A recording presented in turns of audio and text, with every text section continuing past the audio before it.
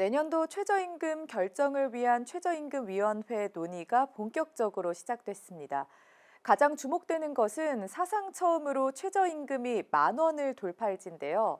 노동계에서는 내년도 최저임금으로 올해보다 24.7% 오른 12,000원을 공식 요구한 가운데 경영계에서는 국내외 경제 여건을 감안하면 동결이 불가피한 상황이라며 맞서고 있습니다.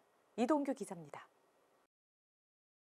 내년도 최저임금 수준을 결정하기 위해 지난 2일 최저임금위원회 첫 회의가 열렸습니다. 노동계가 공식 요구한 내년도 최저임금은 12,000원, 올해보다 24.7% 오른 금액입니다.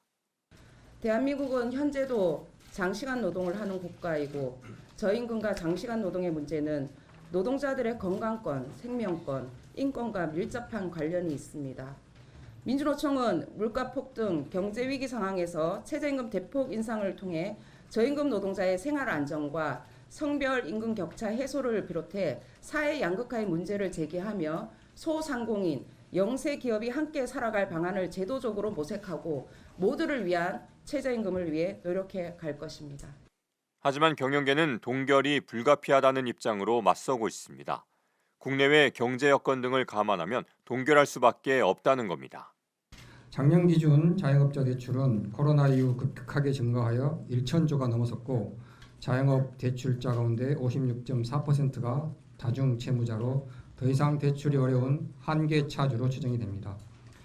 공공요금 인상과 소비 심리 위축으로 앞으로도 경영 상황은 가시밭길로 예상이 됩니다. 소상공인들은 대체로 최저임금 인상에 대해 민감한 분위기입니다. 코로나19 여파가 아직 끝나지 않았기 때문입니다. 코로나 터지고 빚만 5천만 원이에요. 제가 원래 코로나 터지기 전까지도 빚이 0원이었어요. 지금도 그거 갚아나가기도 힘들어. 근데 거기다 대놓고 인건비 올린다 그런다면 그건 현실적으로 나만 그런 게 아니라 여기 상인들 다 똑같아요. 너무너무 힘들어. 어차피 매년 올라가는 거니까 지금 9,620원에서 제가 생각하고 있는 건 9,750원까지는 생각해요. 꼴은 13,000원, 주방은 12,000원. 그런데서 있는 사람도 하나씩 줄이고 있는데 일주일씩 매달 나오는 거 며칠에 한 번씩 일주일 3배로밖에 안 쓰는데. 주목되는 것은 내년도 최저임금이 사상 처음으로 10,000원을 넘어설지입니다. 이번 인상률이 3.95%를 넘으면 10,000원을 돌파하게 되기 때문입니다. 최저임금이 좀 인상이 돼야 되는 거는 제가 개인적으로 생각했을 때 그게 맞는 것 같아요.